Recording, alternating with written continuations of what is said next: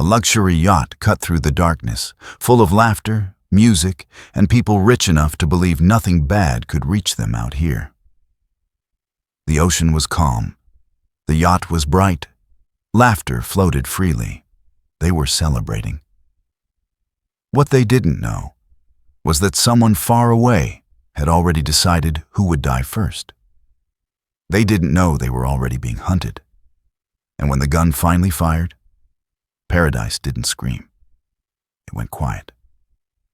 By the time the first gunshot shattered the night, one man was dead, and a woman in a red dress was whispering something no one expected to hear. "Please, don't come for me." Before we begin, take a moment and comment below. Where are you listening from tonight? The luxury yacht cut through the Atlantic night, like a promise too confident to doubt. Laughter drifted across the upper deck. Music pulsed softly through hidden speakers, and glasses chimed in careless celebration. Men in tailored jackets leaned over polished railings. Women in silk and satin moved with the ease of people who believed the ocean was merely scenery.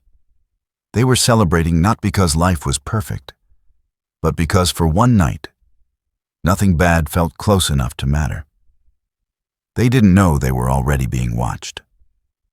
The first gunshot arrived without warning, sharp and wrong, tearing through music and laughter as if it had been waiting patiently for silence to fail. A man near the bar, mid-sentence, mid-smile, jerked as the sound found him. He fell hard against the marble floor, the glass in his hand shattering as champagne spilled and spread like thin gold veins across stone. The scream that followed never finished forming. It didn't need to. Everyone understood. The pirate leader stepped forward calmly, his shoes unhurried on the wet floor. He was a man in his late 40s, tall, well-kept, with salt just beginning to touch his dark hair. He wore a simple dark shirt beneath a lightweight jacket, the kind of clothing that belonged more in a boardroom than on a hijacked yacht. His face was composed, eyes steady, voice measured. He lowered the pistol as if the act of killing had already accomplished its purpose. "One death," he said quietly, almost politely, "is usually enough to restore order." The silence that followed was obedience, learning how to breathe. They were separated quickly, efficiently. Watches, rings, phones, anything that could buy hope or track rescue were taken without ceremony. The crew was forced to their knees.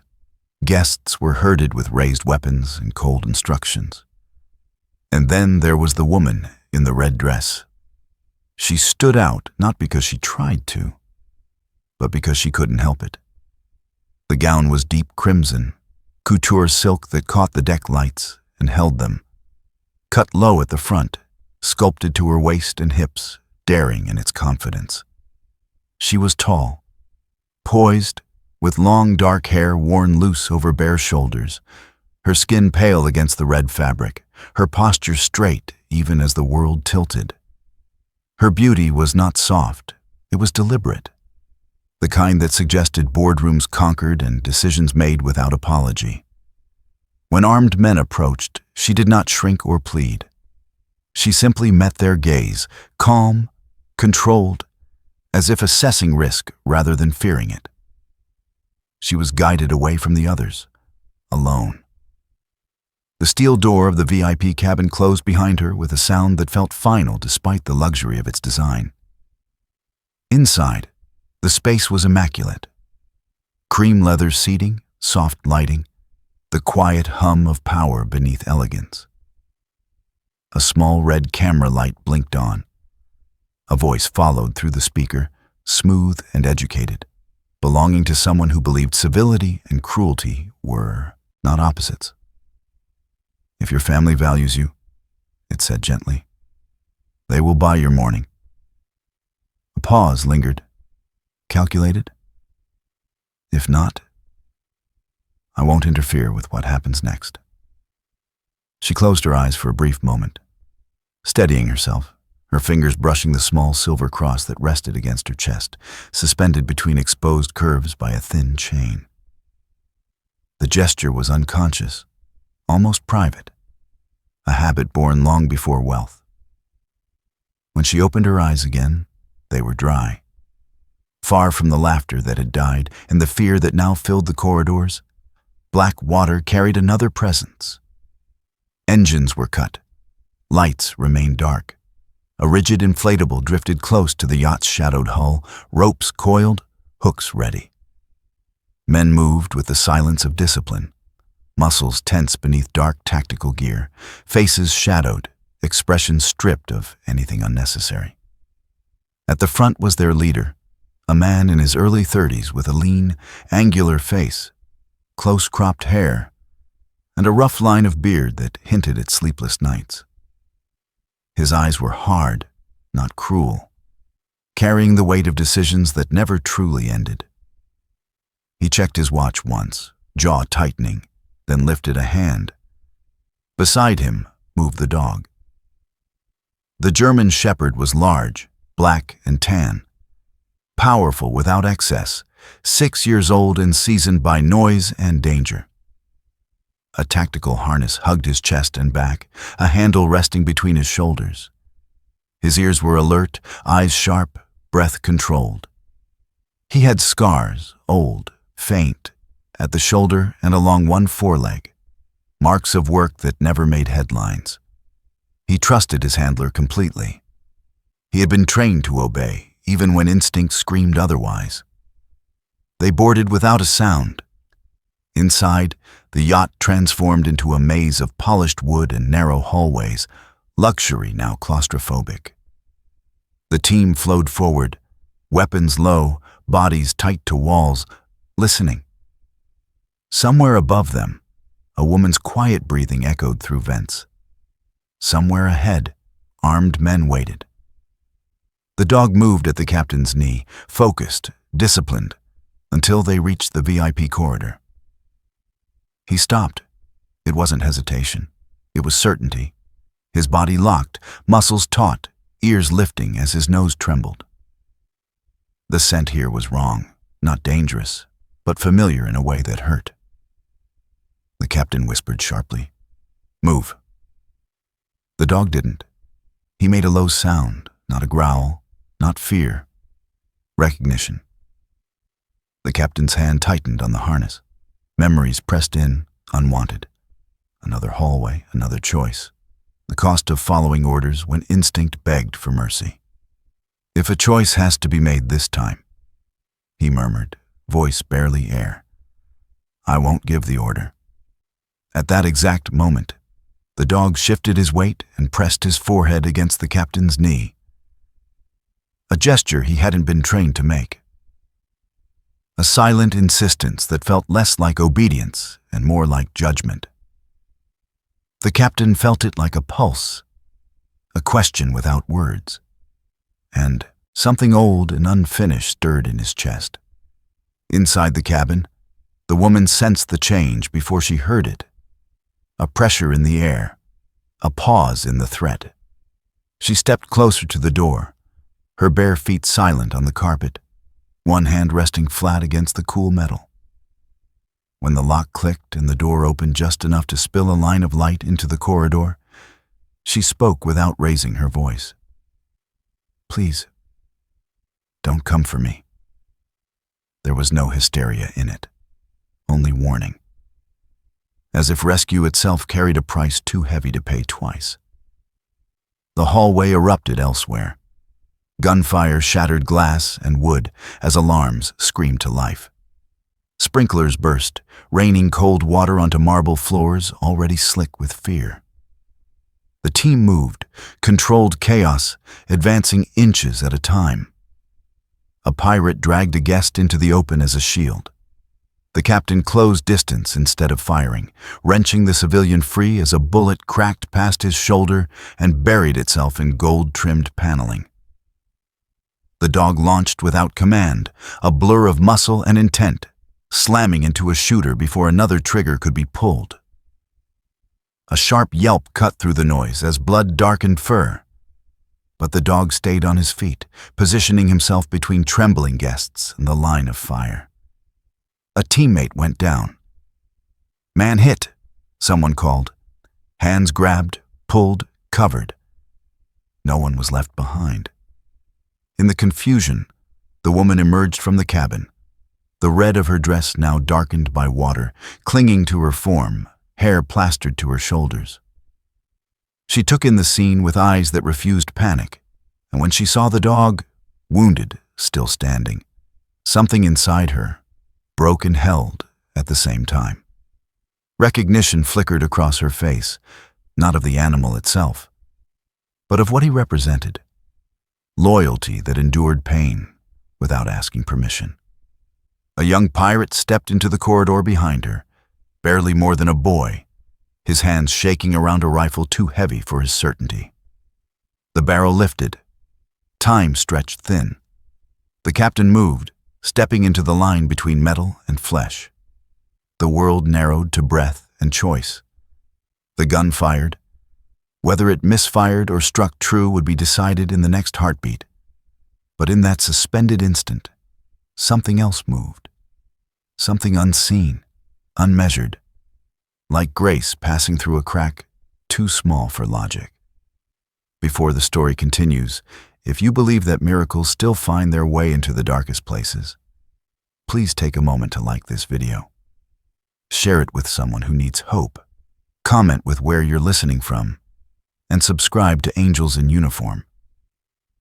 Because faith often arrives wearing courage. And sometimes, the first miracle is simply that a gun doesn't fire. The gunshot from moments earlier still echoed in the walls, not as sound, but as memory. The yacht had stopped pretending it was a place for celebration. Every corridor now felt narrower, every breath borrowed. Water from the sprinklers ran along the floors, carrying shards of glass and the smell of burned gunpowder into corners where fear crouched silently. The pirate leader walked through the chaos as if it belonged to him. He moved without urgency, stepping around shattered crystal and overturned furniture with the calm precision of a man inspecting property he already owned.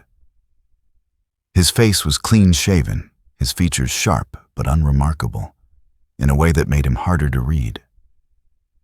The kind of man who could sit across a table, smile politely, and ruin your life without raising his voice. When he entered the VIP cabin, he closed the door behind him gently, careful not to damage the hinges. The woman in the red dress stood near the far wall, her posture straight despite the wet fabric clinging to her body. The deep crimson silk still held its shape, hugging her waist and hips, the plunging neckline rising and falling with controlled breaths.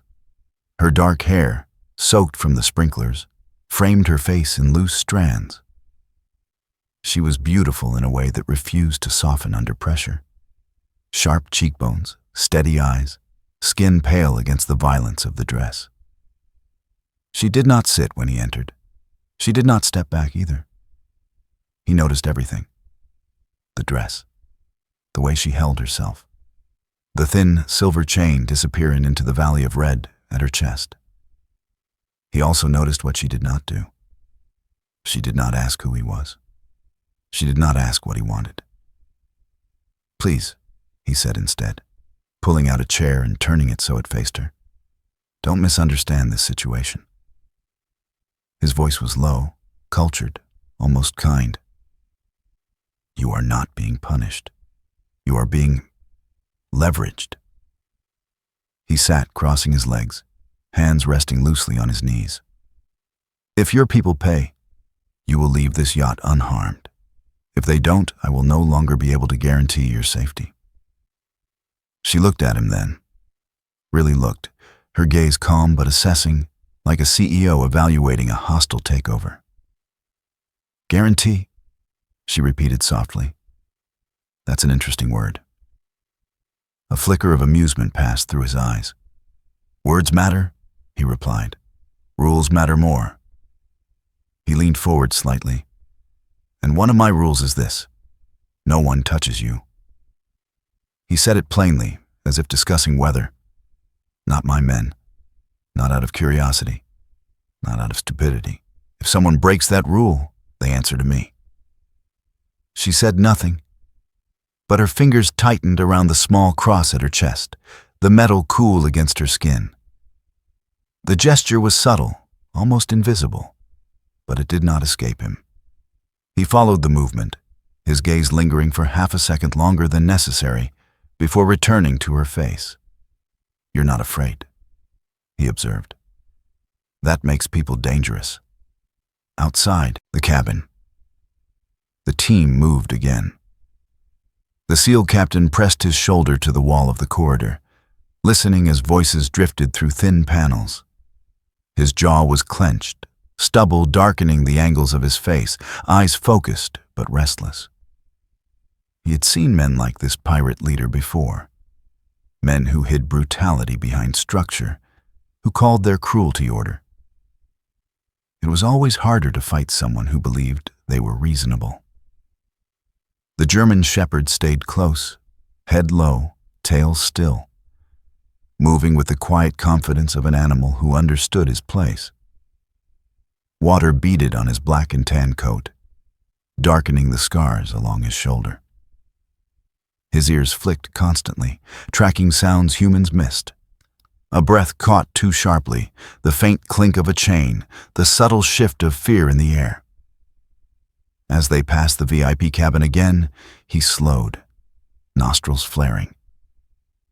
A familiar scent reached him, salt, silk, something metallic and old. His muscles tensed. The captain noticed. "What is it?" he whispered, more to himself than to the dog.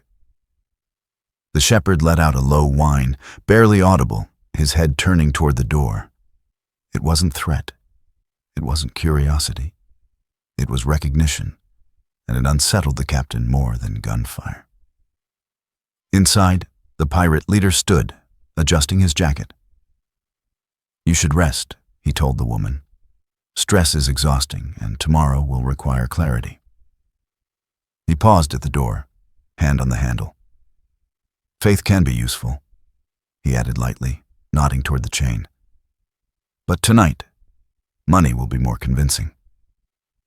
When he left, the door locked with a soft, mechanical sound that felt louder than any alarm.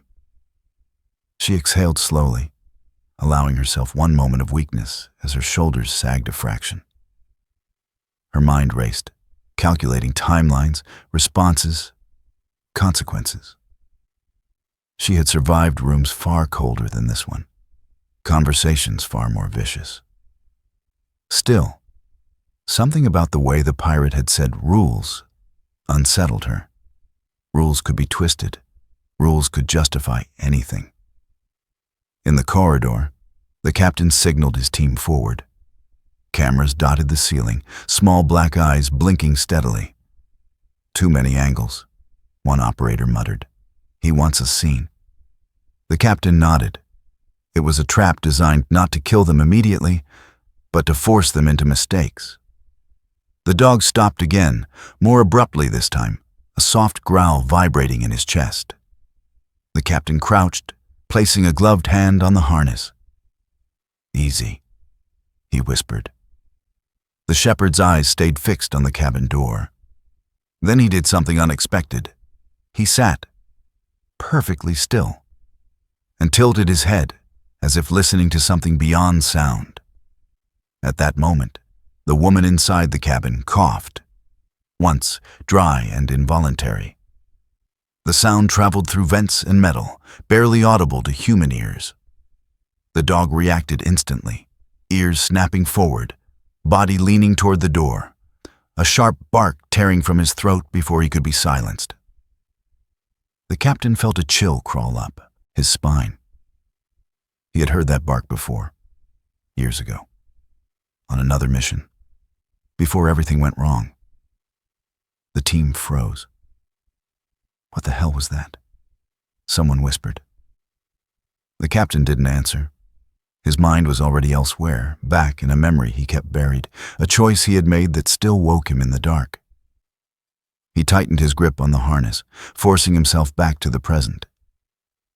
"We move," he said quietly, carefully. Inside the cabin, the woman straightened as the bark echoed through the walls.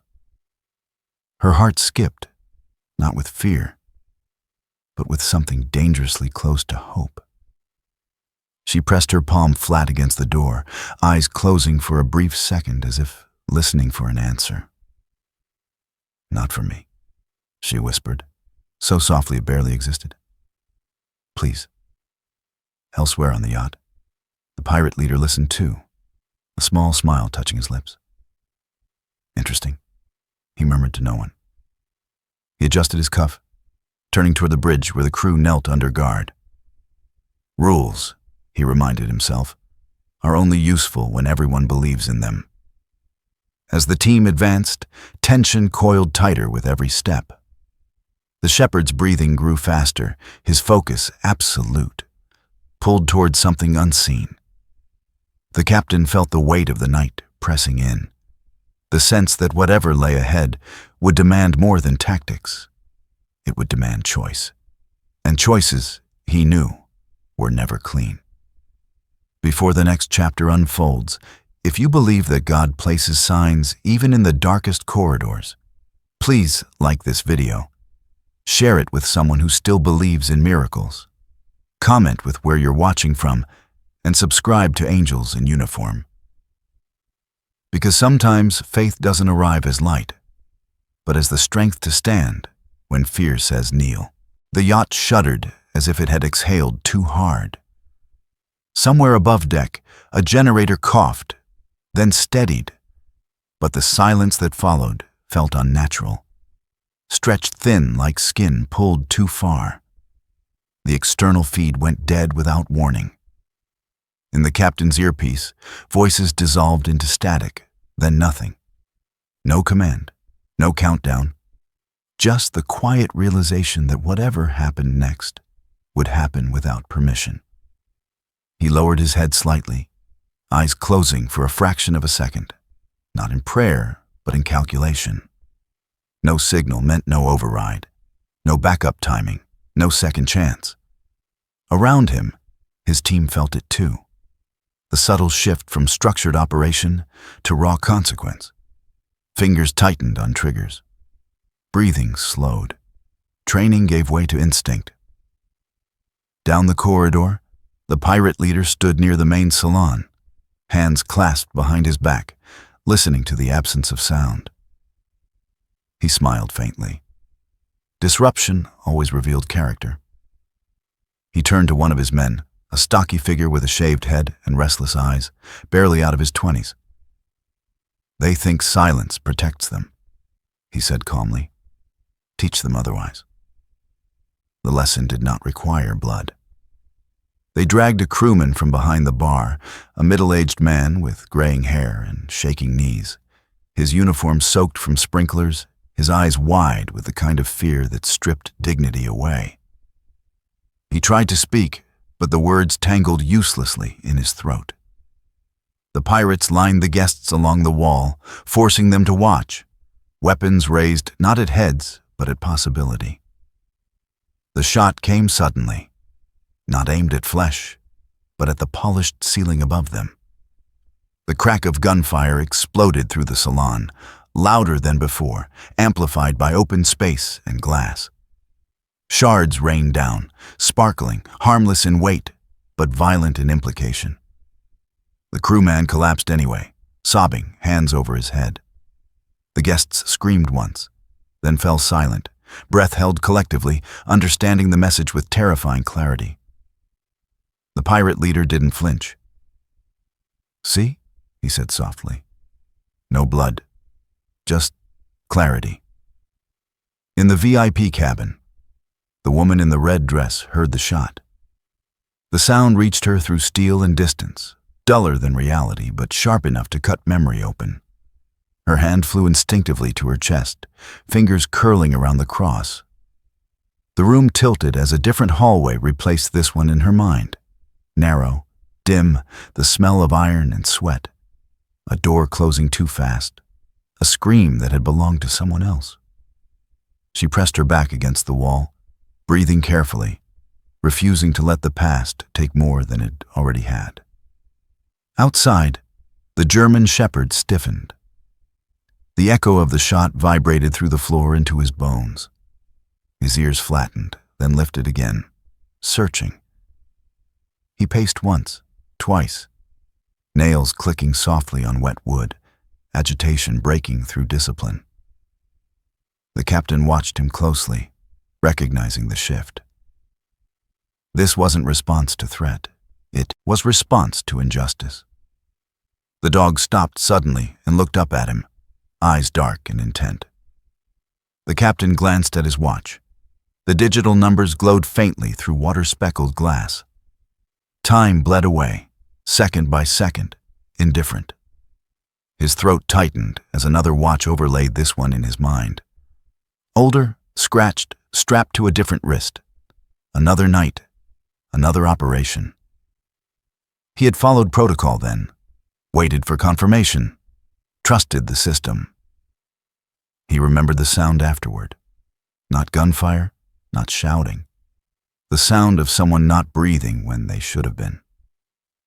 Not again, he murmured, though he wasn't sure if he meant the memory or the present. The dog stepped closer, pressing his head firmly against the captain's thigh, grounding him. The weight was deliberate, insistent. The captain's hand dropped to the harness automatically, fingers curling around familiar straps. The shepherd's breathing was fast now, chest rising and falling, tail rigid. He leaned harder, a silent demand. Then, impossibly, the dog sat back and lifted his head, staring not at the corridor ahead, but at the ceiling above them. His ears twitched as if catching something beyond sound, and he let out a low, mournful whine that made the hair on the captain's arms rise. It was the same sound he had heard years ago, seconds before everything went wrong. The captain swallowed hard, heart pounding, a question forming that no briefing could answer. Was this instinct or warning? In the VIP cabin, the woman felt it too. A pressure change she couldn't name, like the moment before a storm breaks.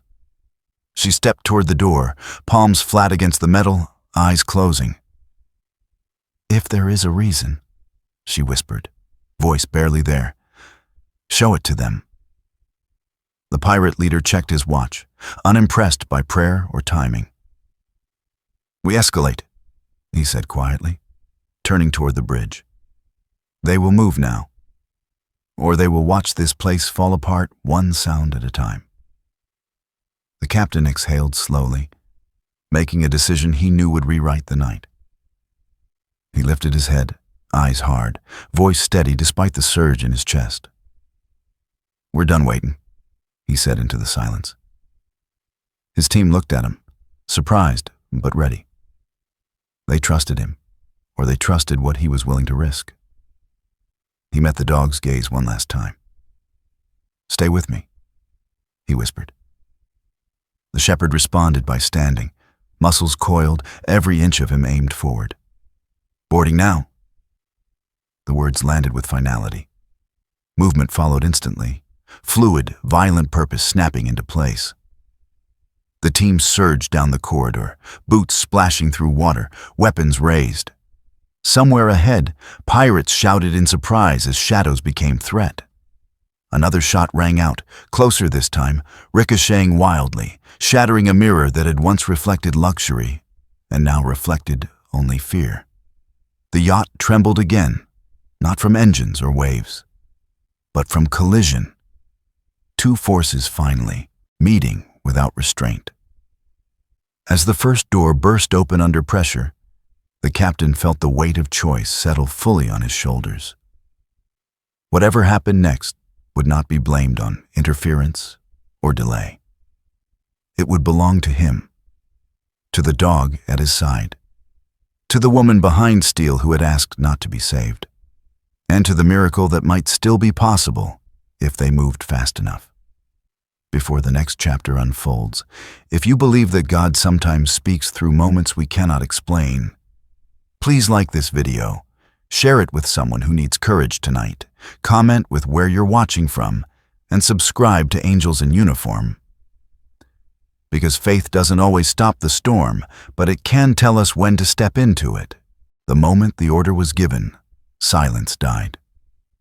Boots hit the deck in unison, hard and fast, splashing through water that reflected emergency lights in fractured reds and whites. The yacht, once a floating palace, answered the intrusion with alarms that screamed like wounded animals. Doors slammed, glass shattered. Somewhere deep within the hull, metal groaned as if the ship itself understood it was now a battlefield. Gunfire erupted almost immediately. Not heroic, not clean. Just loud, violent noise ripping through corridors too narrow for comfort. Bullets chewed into gold-trimmed walls, splintering wood and sending fragments spinning through the air. Smoke bloomed low and thick, mixing with steam from ruptured pipes and the sharp, bitter smell of spent cartridges. The team moved anyway. They advanced in short bursts, hugging corners, weapons low but ready, choosing angles that minimized risk to the bodies huddled behind doors and overturned furniture. These were not wide battlefields where distance offered safety. This was close, intimate violence. Every shot mattered. A pirate burst from a side corridor, firing blindly. The bullet struck mirrors and chandeliers instead of flesh, turning luxury into shrapnel. A SEAL dropped him with a single controlled shot, then kept moving, eyes already searching for the next threat. There was no pause to confirm kills. Survival didn't allow it. Ahead, screaming erupted as pirates dragged civilians into the open. Men and women were shoved forward, hands bound, faces streaked with water and terror. A woman tripped, fell hard against marble, sobbing as a rifle was pressed to her back. The pirate holding her was tall and thin, his face angular, eyes too bright with panic. He shouted something unintelligible, pulling her upright and placing her squarely between himself and the advancing team. The rifles lowered. The hallway held its breath. The captain stepped forward instead. He moved slowly, deliberately, his weapon angled down, his free hand open. His face was hard, jaw clenched, eyes locked on the pirate's trembling fingers.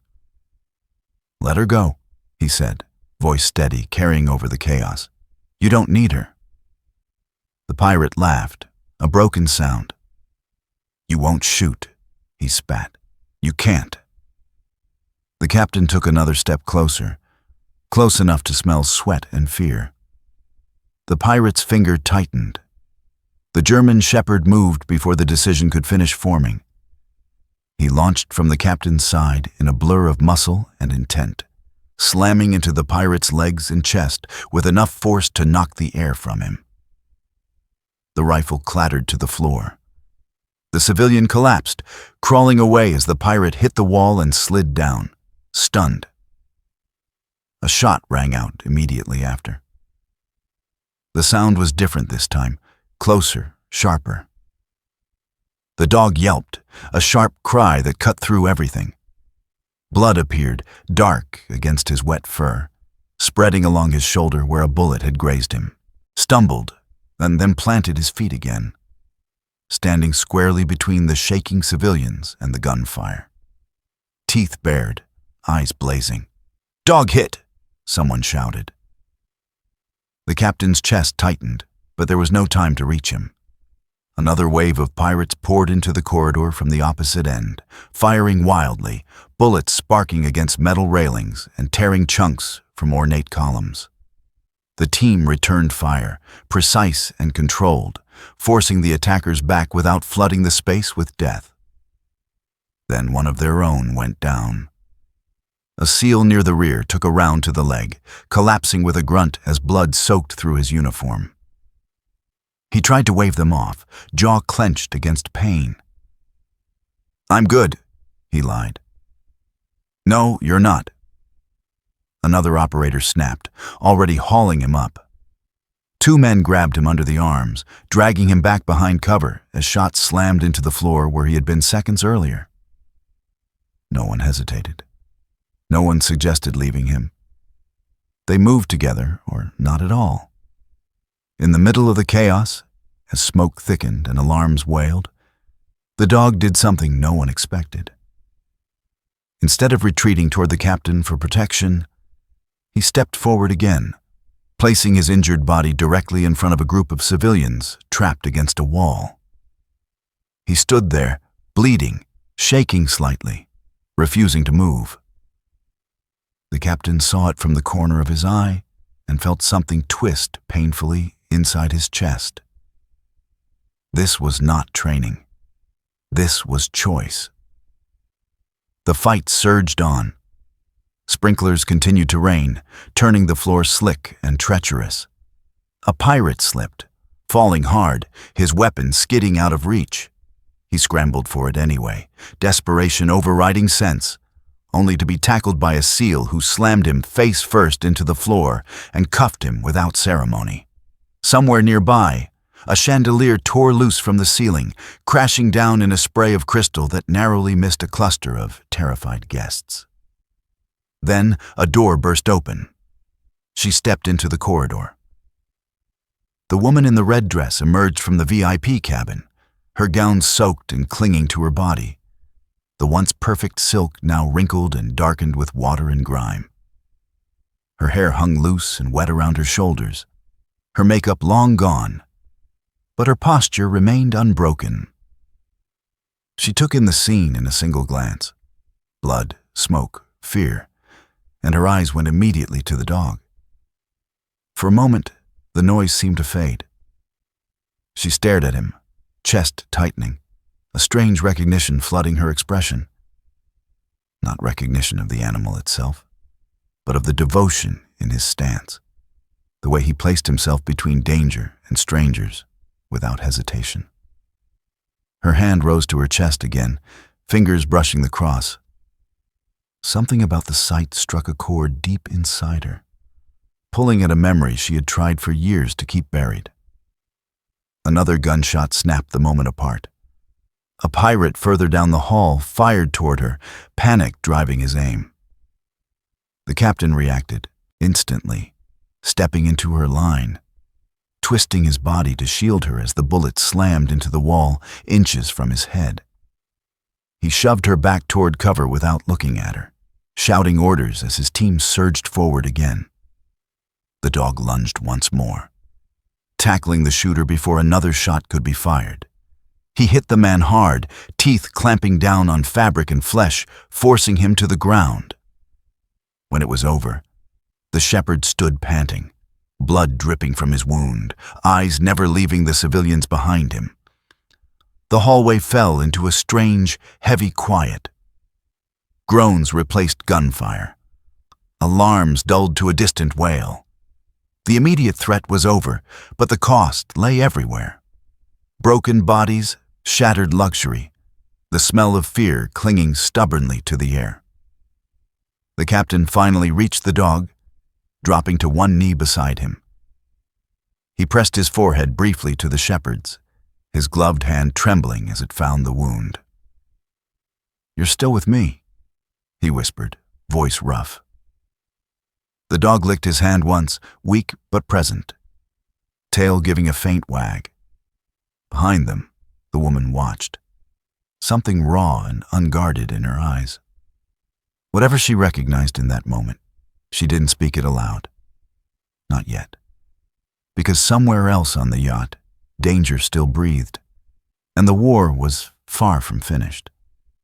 Before the story continues, if you believe that God places angels where we least expect them, sometimes on four legs, sometimes in uniform, please like this video.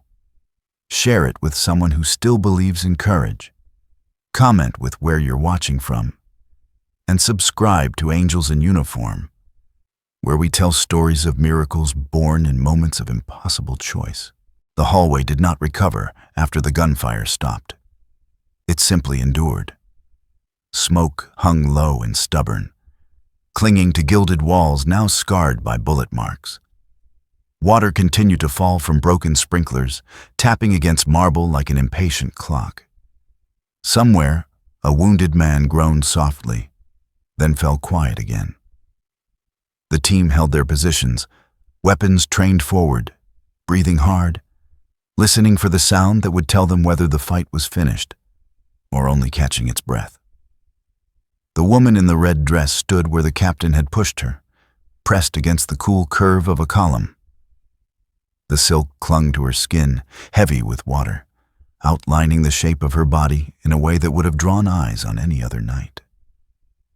Now no one looked at her like that. Fear had burned away vanity. What remained was presence. She kept her chin level, shoulders back, eyes scanning the corridor with the same calculating calm she brought to hostile boardrooms. Her fingers stayed closed around the small cross at her chest, the metal biting into her palm. A figure moved at the far end of the hall.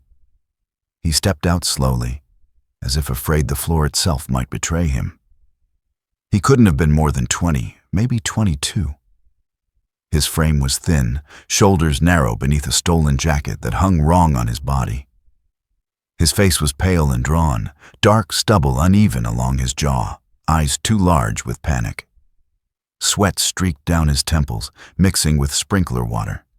His hands shook around the rifle he carried, the muzzle wavering, uncertain.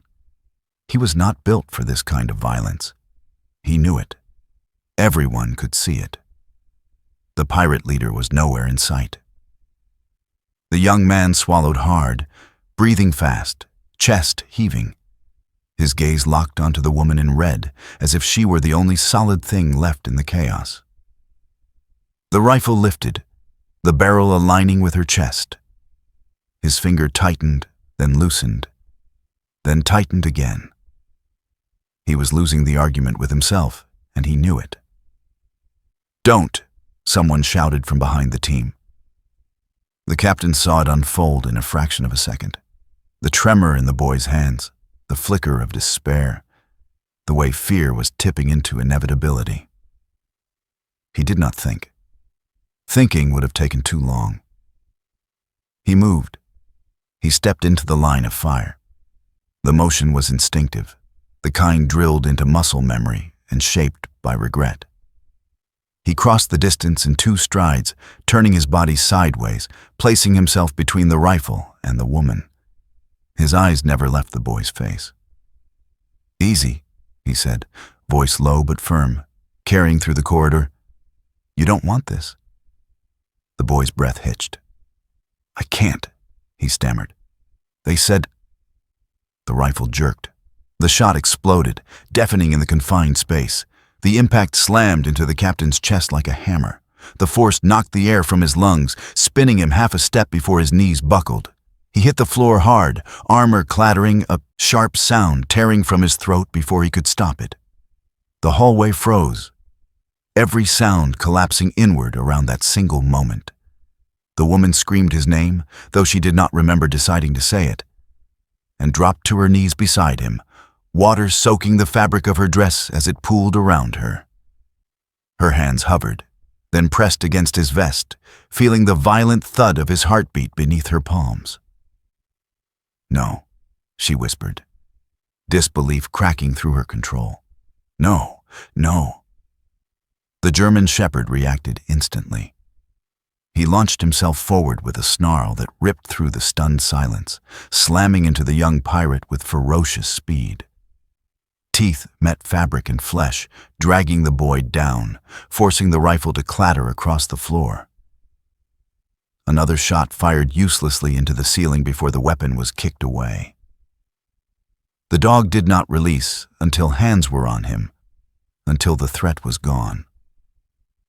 Blood darkened the fur along his shoulder again, spreading wider now as he turned back toward the captain, whining urgently. His tail thumped weakly against the floor as he reached him, lowering his head to press his forehead against the man's chest, as if willing him to breathe. The rest of the team surged forward, securing the corridor, disarming the remaining pirates, snapping cuffs shut with metallic finality. No one spoke. There was no victory in the air, only aftermath. The medic knelt beside the captain, hands moving fast. Professional, calm. "Stay with me," he murmured, cutting away fabric, checking for exit wounds. The captain's face was pale, his jaw clenched, breath shallow. His eyes flickered open briefly, unfocused, then found the woman's face above him. He tried to speak, failed, swallowed hard. She leaned closer, her hair falling forward, wet strands sticking to her cheeks. Her eyes shone, not with tears yet, but with something more dangerous, memory. "Don't die," she said, voice breaking despite her effort to keep it steady. "Please, I can't survive that again." The words landed heavy. At the sound of her voice, the dog lifted his head suddenly, ears pricking. He pressed closer to the captain, then to the woman, his nose brushing the cross at her chest. He inhaled sharply, then let out a low, almost reverent whine, as if recognizing something long lost. The woman froze, staring at him, a realization blooming behind her eyes that felt too large to name. The captain's hand twitched weakly, fingers curling against the floor until the dog nudged them insistently. The contact seemed to anchor him. His breathing steadied slightly, enough for the medic to work more confidently. "He's still with us," the medic said quietly. "But he's not out of this." Around them, the corridor remained hushed, the weight of what had just happened pressing down on everyone present. The young pirate sat slumped against the wall, wrists cuffed, staring at his hands as if he no longer recognized them. He was crying silently, shoulders shaking, the fight drained from him. No one looked at him. The woman did not take her eyes off the captain. Her hands shook now, control finally cracking as adrenaline faded. She brushed damp hair back from his forehead with a tenderness that surprised her. The cross slipped free from her fingers, resting against his vest, catching briefly on a torn seam. "You're not allowed to leave," she whispered, the words half command, half prayer. "Not tonight." The dog shifted, placing his body between them and the rest of the corridor, protective even now. His eyes never left the captain's face. When the medic finished stabilizing him enough to move, the dog refused to stand aside until the captain was lifted, his body tense, ears flat, tail still. They carried the captain away on a stretcher improvised from gear and strength, the hallway parting silently before them. The woman rose unsteadily to her feet and followed, her red dress dragging through water and debris, no longer a symbol of power or allure, but of endurance. She did not look back. Behind them, the lights flickered, then steadied. The yacht breathed again, wounded but afloat. The war, however, had changed, because heroes bled, and miracles, she was beginning to understand, never arrived without cost. Before the story continues, if you believe that God still places his hand between us and the worst moments of our lives, please like this video. Share it with someone who needs hope, comment with where you're watching from, and subscribe to Angels in Uniform. Because sometimes the miracle isn't that the bullet misses, but that someone steps into its path. He came back to the world the way sailors come back to shore after a storm, slowly, uncertain whether the ground would hold. The first thing he felt was pressure in his chest, a deep ache that reminded him he was still inside his body. The second was warmth against his hand, coarse fur, familiar, alive. The German shepherd lay curled beside the narrow medical berth, bandages wrapped snugly around his shoulder and chest, the white already stained with rust-dark blood. He was 6 years old, built thick through the neck and shoulders, black and tan fur dulled now by salt and smoke. His breathing was steady but guarded, eyes half open, never fully asleep. When the captain's fingers twitched, The dog lifted his head instantly, ears pricking, tail giving a single cautious thump against the deck. "You stayed," the captain rasped. His voice was weak, sandpaper dry, but the dog understood tone better than words. He pressed his muzzle into the captain's palm, grounding him again, the same way he always did when the world tilted. The infirmary was small, improvised from what had once been a private lounge. Curtains hung crookedly, medical lights cast a pale glow over torn upholstery. The ship still groaned around them, wounded but afloat. Outside, boots moved softly. Orders were whispered. The war had receded, leaving behind the quieter work of survival. She sat nearby. The woman in the red dress had not changed. The gown was ruined now, silk torn, soaked, smeared with grime. But she wore it as she wore everything else, without apology. She sat upright in a chair pulled too close to the bed, elbows resting on her knees, hands clasped tightly together. Her dark hair had dried in uneven waves around her shoulders, framing a face stripped bare of makeup and pretense. She looked tired in a way money could never fix. When she noticed his eyes open, she did not rush forward. She simply exhaled, the breath shuddering despite her control. "You're here," she said quietly. Not a question, a fact she needed to say aloud. He nodded once, a sharp flicker of pain crossing his features. His face was more angular up close, stubble dark along his jaw, a thin cut at his temple already cleaned and sealed. The kind of man who wore damage without dramatizing it. "So are you," he replied. "That's what matters." Silence settled between them, not awkward, just full. The dog shifted, settling again, placing his body so that he touched both of them, a living bridge of heat and breath. Outside, a distant wave struck the hull. The sound muted, almost gentle. After a moment, the captain spoke again, voice low. "There was another night," he said, eyes fixed on the ceiling. "Different place, same waiting." His fingers tightened slightly in the dog's fur. "We had the advantage. Intel said hold, so we held." He swallowed. By the time we moved, it was too late. He didn't say who had died. He didn't need to.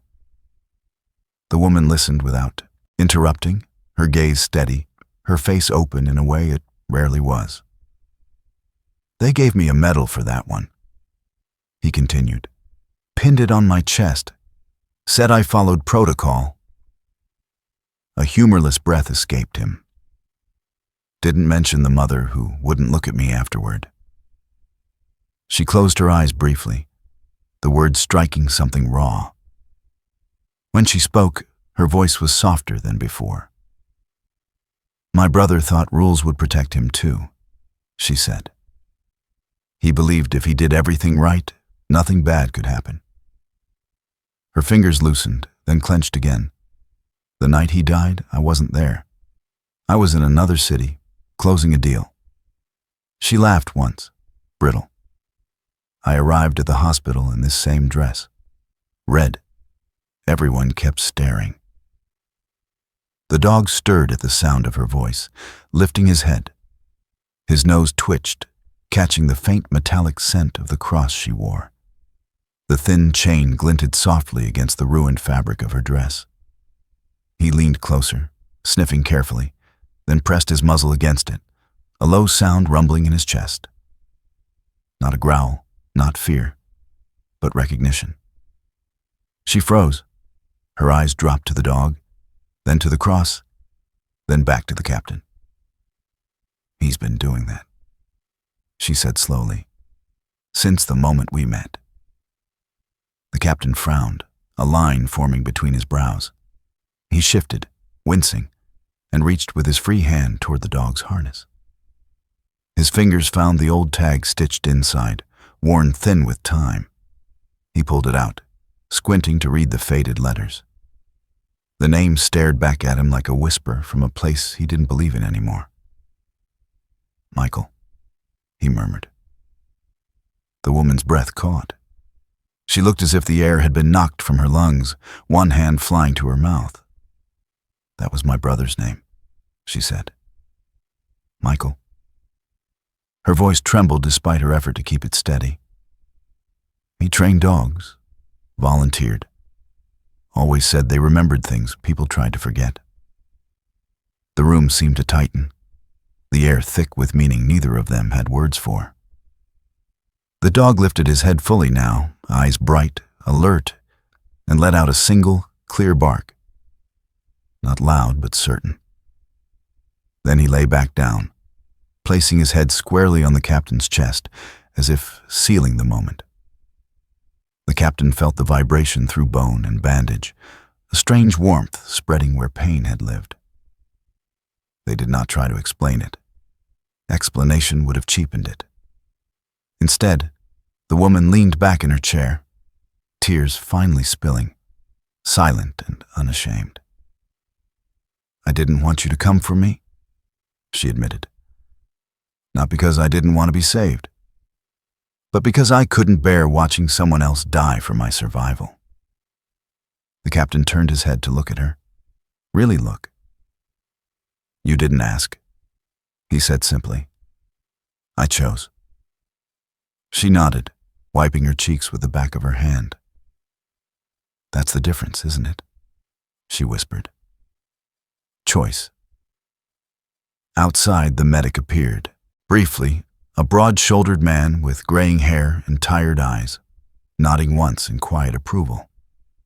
"He'll make it," he said of both the man and the dog. "But recovery will take time." Time, the captain thought, was something he had never believed he deserved. As the medic moved away, the ship lurched slightly, a reminder that danger still hovered beyond steel walls. The captain closed his eyes, exhaustion pulling at him.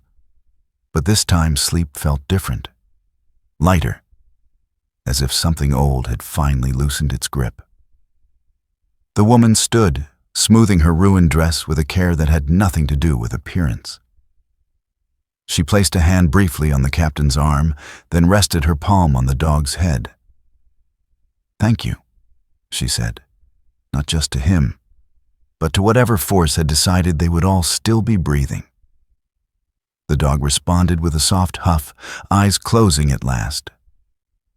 What they never put in the medals, the captain realized as darkness took him again, was this: the quiet moments where broken people chose to stay, where faith slipped in, not as doctrine, but as presence. And maybe that was enough. Before the final chapter unfolds, if you believe that God works through the choices we make when no one is watching, please like this video, share it with someone who needs healing, comment with where you're listening from, and subscribe to Angels in Uniform, because sometimes the greatest miracles are the ones that help us live with what we've survived. The storm did not arrive suddenly. It announced itself the way truth often does, quietly at first, then all at once. The yacht's hull groaned as waves began to strike from a new angle, harder, heavier, each impact carrying a warning. Outside the infirmary, alarms changed tone, lower now, more urgent.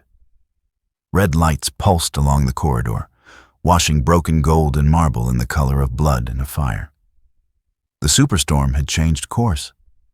On the bridge, charts flickered and updated in frantic bursts. Wind speeds climbed. Swells rose faster than projected. A voice crackled through the intercom, tight and controlled, belonging to a senior officer coordinating evacuation options. Helicopters could still reach them, for now. There was a window, small, closing. In the infirmary, the captain felt the shift before he heard it. The bed beneath him vibrated differently, the rhythm of the sea no longer distant background, but an active force. His chest still burned with every breath, bandages tight, pain sharp but honest. Pain meant presence. He pushed himself up slightly, ignoring the medic's protest, eyes already searching. The German shepherd was on his feet. Despite the bandages, despite exhaustion, the dog stood alert beside the bed, legs braced, ears forward. His black and tan coat was dull with salt and dried blood, his eyes clear and steady. 6 years old, scarred, loyal beyond reason. He did not wait for instruction. He never had, not when it mattered most. "She knows," the captain murmured. More observation than assumption. The woman in the red dress stood near the doorway, one hand gripping the frame as the ship pitched. The gown was barely recognizable now, torn at the hem, stained dark with seawater and soot. But she wore it still, spine straight, chin lifted. Her dark hair was pulled back loosely, revealing a face marked by fatigue and resolve rather than fear. She watched the corridor outside, listening to shouted orders and running feet, calculating without numbers. "They're offering extraction," she said, turning to him. Her voice was calm, but something in her eyes flickered. "For you. For the injured. For me." The medic stepped in then, a broad man with weathered skin and careful hands, his uniform creased and blood-stained. "He's right," he said to the captain, not unkindly. "You've done enough. We can get you out before this thing fully hits." The captain looked at the dog. The dog looked back. Outside, a wave slammed into the hull hard enough to knock a tray of instruments clattering to the floor. The lights flickered, then steadied again. Somewhere far above them, metal screamed as the yacht adjusted course, engines straining. "Enough," the captain repeated softly. He shook his head once. "There are still people on board who can't move fast. Crew, guests. Some are in shock, some are trapped below." He swallowed, pain flaring, but his voice held. "If I leave now, someone else makes that call, and they won't know this ship or these people." The woman watched him carefully, searching for doubt. She found none. "You don't owe anyone anything," she said, stepping closer. "Not after tonight." He met her gaze fully for the first time since waking, really met it. His eyes were tired, haunted, but clear. "That's where you're wrong," he replied. "I owe myself this one." The medic exhaled slowly, recognizing a losing argument. He nodded once. "Then I'm staying too," he said simply, already turning to secure equipment. The decision rippled outward, quiet but powerful. No speeches, no raised voices, just people adjusting their positions, bracing for what was coming. As the storm's first true roar thundered through the hull, the dog suddenly moved to the infirmary door and sat, perfectly still, facing outward. His posture was deliberate, almost ceremonial. He did not look back. The captain felt a strange certainty settle over him. This was not instinct. This was watchfulness, as if something unseen had taken its place among them, and the dog was acknowledging it. The woman stepped beside the captain, close enough that he could feel the warmth of her arm. She hesitated, then asked the question she had been holding since the first gunshot. "After this," she said quietly. "If there is an after, where do you go?" He didn't answer right away. Outside, the ship rolled hard to port, alarms flaring again as crew shouted over the wind. Somewhere below, a door slammed shut. The storm was no longer approaching. It was here. He considered the question as the yacht shuddered around them, as water began to seep where it shouldn't, as lives balanced on decisions measured in seconds. Then he spoke, voice low, honest in a way he had not allowed himself for years. "This time," he said, meeting her eyes, "I'll try.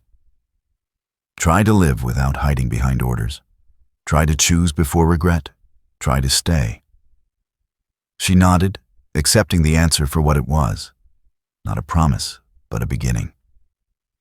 Her hand drifted briefly to the cross at her chest, fingers brushing it once, then falling away. "That's enough," she said. The dog rose then, moving back to the captain's side, positioning himself close, solid, ready.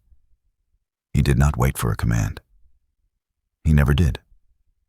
Together, they moved out into the corridor as the yacht pitched violently, lights swinging, water rushing along the floor like a living thing.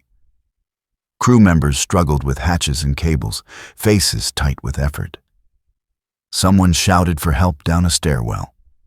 The captain pointed, gave orders, his voice cutting through the chaos with practiced clarity. Pain followed every movement, but he welcomed it. Pain anchored him to the moment.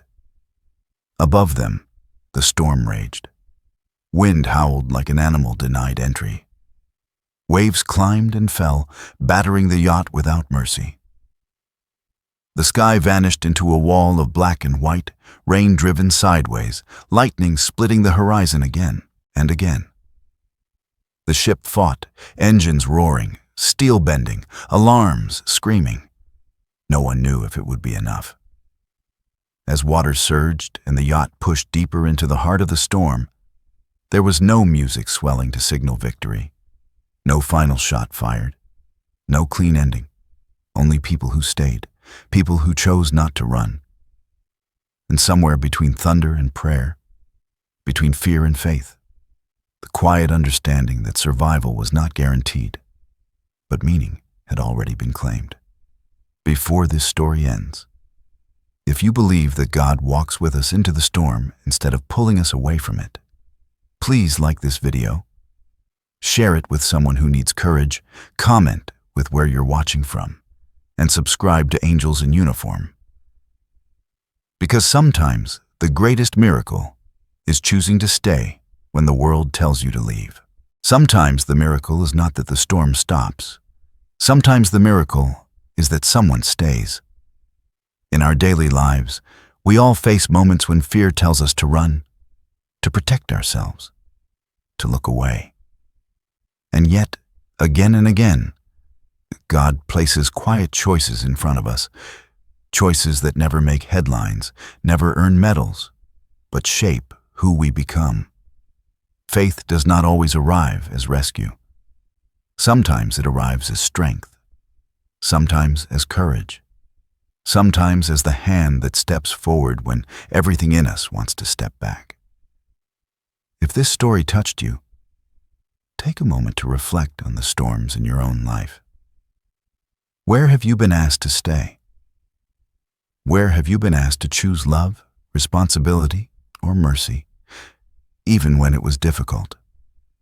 If you believe that God still works through ordinary people, through quiet courage, and through choices made in the dark, please share this story with someone who may need hope today. Leave a comment telling us where you are watching from and what this story meant to you. And if you haven't already, consider subscribing to this channel so we can continue sharing stories of faith, sacrifice, and unseen miracles together. May God watch over you, protect your loved ones, and give you strength in every storm you face. And may you always find the courage to stay.